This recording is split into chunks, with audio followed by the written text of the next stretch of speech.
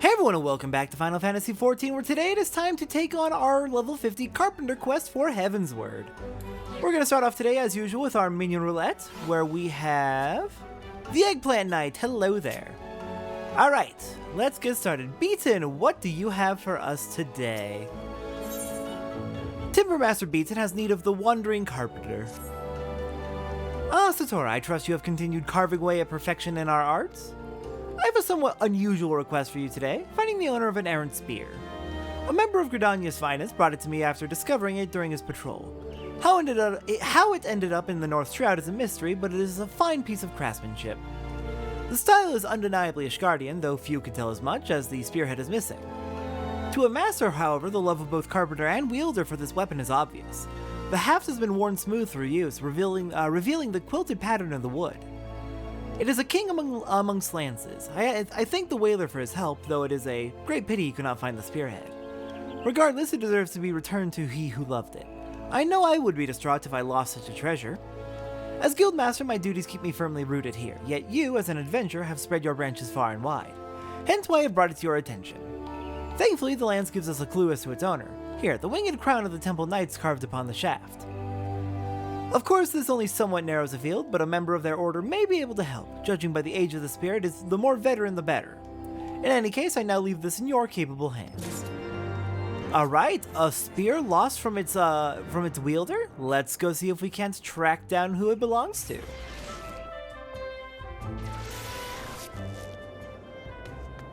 Alright then. So, a veteran in the Temple Knights would be the best to talk to then.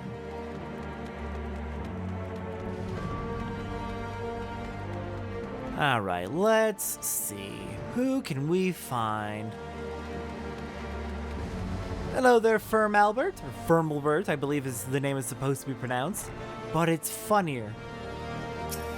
And you, would you happen to know who wielded this spear? I have been with the Temple Knights for more years than I care to remember. I live more than a few whelps too. So how might I help you, lass? I have a broken spear that appears to be from the Temple Knights. Do you know to whom it belongs? Seven hells take me. Haven't seen a lance like this since I was a squire. The owners like to be as old as me, or dead.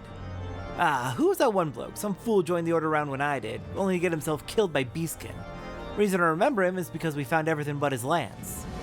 Had a son too, craven lad by the name of Barthaview, known to hang about the broom. Take the lance to him if you like, but if I'm right about it, I'm glad it's broken. Any lance that couldn't fend off a few beasts has no place with the Temple Knights. Okay, very different take on the spear than what Beaton had to say. Oh dear. Alright, but the broom then. We can do that.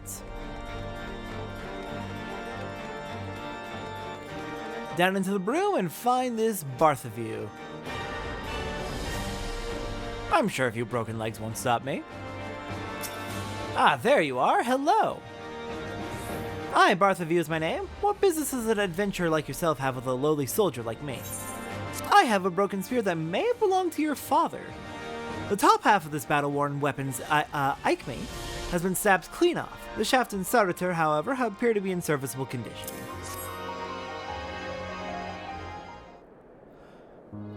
This is my father's spear, and you say it was in the Black Shroud. I was just a boy when the last time I saw this. 'Twas the day my father rode off to battle the Horde to ride his steed, a fine man of the Temple Knights. Last time I saw him alive, too. We got his body back by and by, mangled though it was to the seven hells. Killed by measly Beastkin of all things. Damn milksop. That's the way of Ishgard adventure. A man killed by dragons is a hero, and a man killed by beasts? Well, let's just say I have my father to thank for the pox on my house.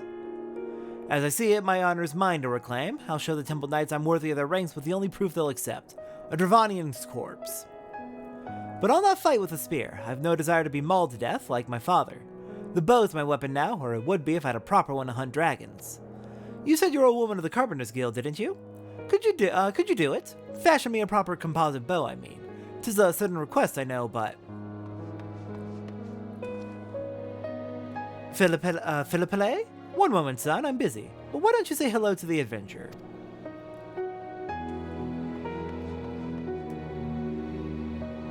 You'll have to excuse the boy. It's just me and him now. I fear his manners have suffered for it. He's a bright lad, and I'm training him to wield the bow. We'll eat for a week on the fowl he brings home.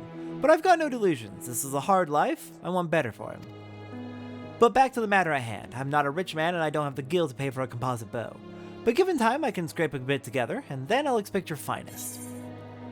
Fair enough. I'm willing to wait until you have the money ready. I'm also willing to just help out if you want. The next quest will be at level 53, but for now, let's get to crafting. I have almost everything I need in order to craft the first set of items for Carpenter. I'm going to be doing crafting in sets of 2 levels at a time, so level 51 and 52 today, 53 and 54 next time we do Carpenter, 55 and 56 after that, etc. Just to keep it pace with the quest, and also pace with the availability of materials. Unfortunately, there is one material we cannot quite grab as a Carpenter. We cannot quite grab with our current progress in the main story. That is fine. It just means there's a couple things we won't be able to craft quite yet. Alright, let's see. I have a list of materials. I have almost everything gathered already, but there's a few things that I need to get that technically are in areas we haven't been to before. So I at the very least want to show the trek over to those areas, so that it's at least shown somewhere. So let's get moving. I've got 2 materials I need to gather. One is a Yeti Fang and one is Wyvern skins. So for the Yeti Fang, we'll start with that. We're going to want to start out by heading out to Falcon's Nest. And I'll find a good spot to start out our trek in order to get to the Yetis. Alright, let's see if we can't figure out how to get to the Yetis from here. The Yetis are going to be over here at the Bed of Bones, which is a lovely name for an area. We're starting off just a little bit south of Black Iron Bridge. Let's try starting out by circling around this way. We're probably going to have to get on top of these rocks. Ah, here we go. Easiest way up is just to not need to jump at all. Okay, where actually is the path in? Ah, there we go. Okay, so we do want to head down. Down to Camp Riversmeet, and from there we should be able to make it the rest of the way on foot. That'll work. Fitting that we're riding on Shiva's horse for this area. I keep getting oddly appropriate horses lately.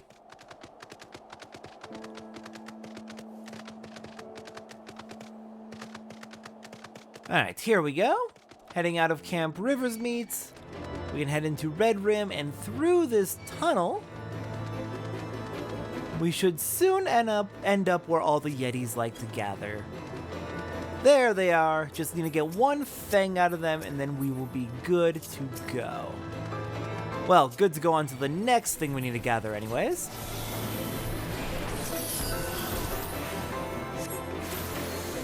But yeah, these enemies should drop the Yeti Fang, so I'll just go ahead and meet you over at our next destination. Alright, for the next material we are looking for, which is the last one we need to pick up from enemies that I haven't in areas I haven't quite been to yet. We're starting off from Onyx Shrine. And we're gonna be heading down into this area. This southwestern area, and we're going to be looking specifically for wyverns. Because we want to pick up 3 wyvern skins.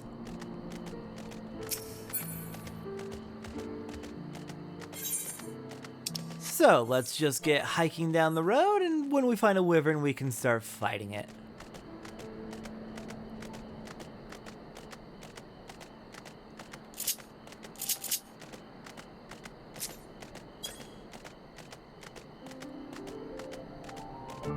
Though the road is quite long, I cannot wait to get the mount speed increase for this area.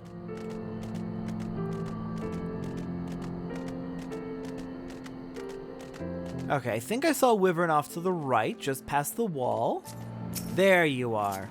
Alright, these Dravanian wyverns are everywhere, and they should eventually start dropping wyvern skins. We're gonna need 3 of them. I'll grab them, and then meet you back in, let's say, Ishgard to do our crafting for the day. Alright, let's get started with our crafting for the day. As usual, I'm going to be doing the actual ingredients list separate from the actual crafting, and then I'm going to splice them together so it all runs smoothly so I don't get distracted by one or the other while I'm trying to do both at once. Alright, so I gathered enough materials to do all the crafting for level 51 to 52, with the exception of one material that we cannot currently get because we're not far enough in the main story. Let's see. I also made sure to grab enough so that we could look at something called Collectables, which is a system introduced in Heavensward, which we were introduced to in the mining episode. There are collectibles for crafters and gatherers, and they are effectively high-end crafting and gathering content that allow you to earn a currency called scrip, which you can then trade in for various goods such as good gear, good materia, various orchestrion rolls, furniture, experience buffs, etc. Lots of good stuff you can get out of doing collectibles. So we have enough materials to do all the level 51 and 52 crafting and collectibles for Carpenter, with the exception of that one material. Alright, taking a look at the ingredients list. Starting off with the crystals, we're going to need 5 wind shards, 48 fire crystals, 19 ice crystals, 62 wind crystals, 9 earth crystals, 2 lightning crystals, and 12 water crystals. In terms of timed nodes, timed gathering, we have from mining in Eastern Thanalan 6 gold ore. There is one thing in a later zone that we have not been to yet that we need 4 of. If you want to buy it off the market board, it's 4 Dravanian mistletoe. I might actually end up going ahead and doing that just so we can be caught up on our crafting. But I obviously prefer to gather everything myself as much as possible. But if you want to just go ahead and buy it, it's 4 Dravanian mistletoe. In the Kurthus Western Highlands, we can do timed botany for 3 Kurthan tea leaves. Then for regular gathering, in the Central Shroud, we have 4 cotton bull. In Upper Lenosha, we have 4 electrum ore. Western Thanalan has 2 copper ore. Southern Thanalan has 12 mithril ore. In the Dravanian Forelands, we can mine up 4 Dravanian spring water. And in Kurthus Western Highlands, we can use botany for 6 rainbow cotton bull, 45 cedar logs, and 7 cedar branches. And we can mine in the Kurthus Western Highlands for 60 mithrite sand and 16 mithrite ore. Next up is the stuff we get from combat. From fighting the Yetis, which we showed earlier, we can get 1 Yeti Fang. From fighting the Wyverns in the Dravanian Forelands, which we just showed, we can get 3 Wyvern skins. From fighting Gelato in Kurthus Western Highlands, up by the Dusk Vigil, on the frozen lake by the Dusk Vigil, we can get 6 Gelato flesh. From fighting Archaeornis on the shore south of the Dusk Vigil in Kurthus Western Highlands, we can get 6 Archaeornis skin. And for Grand Company seals, we can get 4 pudding flesh. Once we have that, next on our list, we're going to start doing our pre-crafting. As a carpenter, we can make 9 cedar lumber. As a blacksmith, armor, or goldsmith, we can make 12 mithrite nuggets. As a goldsmith, we can make 1 electrum ingot and 2 rose gold ingots. Rose gold nuggets, not ingots. As a leather worker, we can make 2 Archaeornis leather and 1 wyvern leather. As a weaver, we can make 3 rainbow thread from 2 crafts. As an alchemist, we can make 2 void glue and 4 holy water from 2 crafts. And then finally, back to carpenter, we can make 2 holy cedar lumber. And as blacksmith, armor, or goldsmith, we can make 4 mithrite ingots. The holy water and holy cedar lumber we can only make if we're able to get the Dravanian mistletoe, which we don't have access to yet, so you will need those in order to do all the crafts. Finally, as a carpenter, we can craft 1 mithrite trident, 1 cedar longbow, 1 cedar crook, 1 mithril pugil stick, 1 holy cedar composite bow, 1 cedar fishing rod, and then the last 2 things we can craft are collectibles, which I will do not in post commentary, so give me just a minute and I'll be back for that. Alright, unfortunately I don't believe anything we crafted today is actually an upgrade to anything we have. We got item level 125, that's so close, but we got item level 130 relic weapons on, so not quite an upgrade yet. The only thing that's like could possibly be an upgrade is a cedar fishing rod, since the fishing rod I have right now is item level 90 and can't be melded, so this could be an upgrade. But I would need to actually go in and check the stats and do all the melding, and it's not quite worth it yet, so I'm gonna leave it be. I can just hand these in for leave quests or desynthesize them for extra desynth levels. It's fine. Now then, last thing we're doing today is actually taking a look at those collectibles I mentioned. So for crafters, every even level is going to have a collectible that you can craft. And the way it works is, we pick out our materials, like normal crafting, and what we want to do is we want to get our quality as high as possible, because our quality divided by 10 equals our collectability. And our collectability is what actually determines how big of a reward we get for turning this in. If the collectability doesn't hit the minimum, in this case a minimum of 110, then we don't get any reward for this whatsoever. So, quality is of utmost importance when making collectibles. So it's basically just standard crafting then. If you're already going for high quality crafted materials, then it's same as usual. There's nothing new here. There's just tiers that you want to try and hit. Awesome. The highest tier is listed at the, all the tiers are listed at the bottom of the crafting window on the top left. The highest tier is at 190, we hit a full 200, so we're good. Now let's just go ahead and max out our crafting to finish it off, and there we go, rarefied cedar longbow. Now let's do the same for our rarefied cedar fishing rod. These rarefied crafted collectibles cannot be used for anything except for turning them in for rewards. As collectibles, unfortunately, we can't actually use the fishing rod that we're making right now. These are collectibles, they're not usables, is the best way to put it. Anyways, let's get that rarefied cedar fishing rod done, and then we can go hand both of our collectibles in for some scrip. But yeah, as a general rule from now on, whenever we are doing a crafting episode, we're going to be doing whatever crafted collectible is appropriate for our current level tier. Just so we can get that extra script and start building ourselves up towards some pretty nice rewards. We already got a pretty nice reward. We actually, in the fishing episode, were able to get an orchestrion roll out of our script.